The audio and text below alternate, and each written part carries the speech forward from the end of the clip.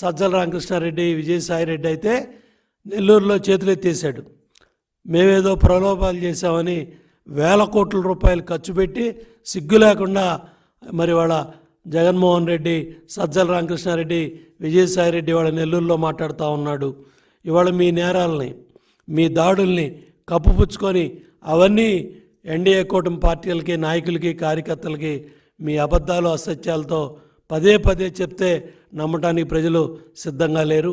ఇవాళ ఏ విధంగా అయితే భారీ మరి పోలింగ్ జరిగిందో, ఏదైతే 2019లో జరిగిన పోలింగ్ కన్నా కూడా అత్యధిక శాతం పెద్ద ఎత్తున మరి నమోదు కాబోతూ ఉంది.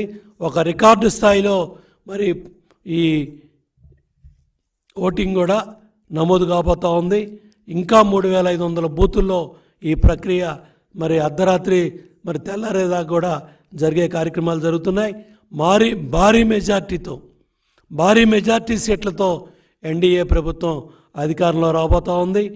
ఓడిపోతున్నాం అనే భయంతోనే ఇవాళ జగన్మోహన్ రెడ్డి అడ్వాన్స్గా లండన్ వెళ్ళిపోవటానికి ఆల్రెడీ కోర్టులు మెట్లెక్కాడు. ఇవాళ మళ్ళీ లండన్లో మందులు తెచ్చుకోవడానికి జగన్మోహన్ రెడ్డి లండన్ వెళ్ళే ప్రక్రియలో ఉంటే, ఈ సజ్జల రామకృష్ణారెడ్డి గోబిల్ ప్రచారాన్ని, గోబిల్ ఏదైతే హిట్లర్ మాటల్ని చివరిదాకా గోబిల్ ఏ విధంగా చెప్పాడో అదేవిధంగా ఇవాళ ఈ గోబిల్ సజ్జల రామకృష్ణారెడ్డి కూడా జగన్మోహన్ రెడ్డి మాటలనే వైసీపీ పార్టీ కార్యకర్తల్ని, నాయకుల్ని ఏదైతే